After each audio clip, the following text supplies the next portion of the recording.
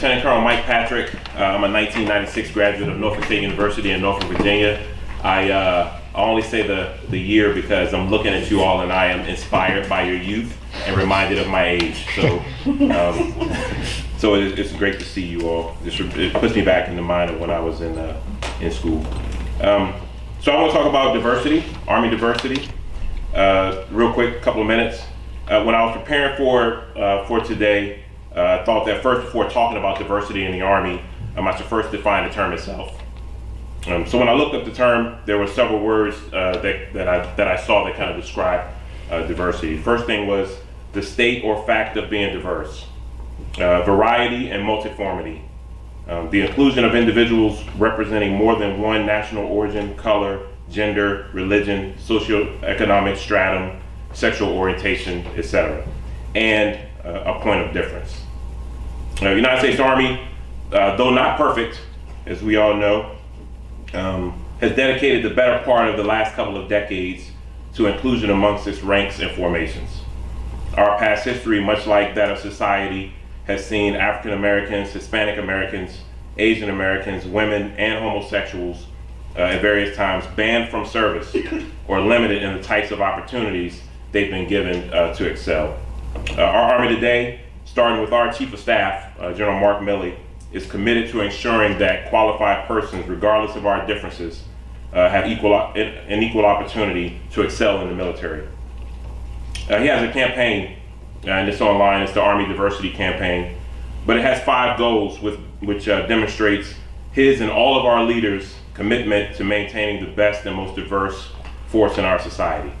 So I'm gonna go over those 5 real quick, and kind of one way that he uses a specific thing to accomplish that goal. So the first one is ensure leader commitment to diversity and inclusion practices at all levels of the military, starting from the private all the way up to the 4-star general.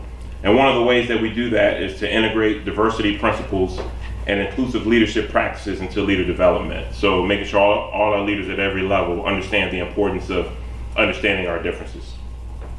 Second one is institutionalizing talent management processes that identify, recruit, develop, and retain a cadre of high-performing soldiers and civilians from diverse backgrounds. And one of the ways that we do that is by developing and implementing integrated and holistic talent management processes for all military and civilian personnel. So making sure we have the right people in the right place at the right time, regardless of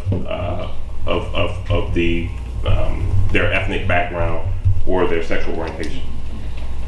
Third one is establish and resource a structure to support the Army Diversity Roadmap. One of the ways we do that is to study the role of women in the military within the scope of the future Army, and also diversity efforts which pertain specifically to the role of equal opportunity and employment opportunity functions in a diversity context. So making sure that we, again, put the right people in the right place.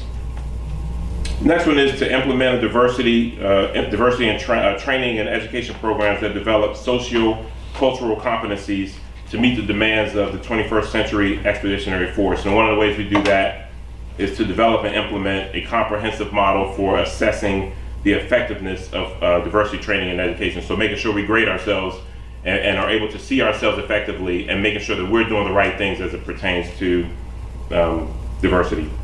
And the last thing is to create and maintain an inclusive environment where the value of diverse knowledge, experiences, and backgrounds enhances mission readiness.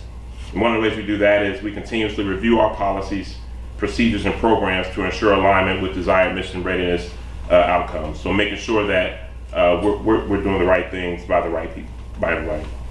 Without going into a lot of details on stats, I just want to give you a couple of quick numbers that'll kind of give you an idea of where we stand with regard to diversity. So currently, about 25 to 30%, depending on which statistics you look at, 25 to 30% of our Army is classified as minority. That includes Black, Native American, Hispanic, etc., which is actually pretty good. And roughly 15% of our force is female, which is, again, is a good representation across the board.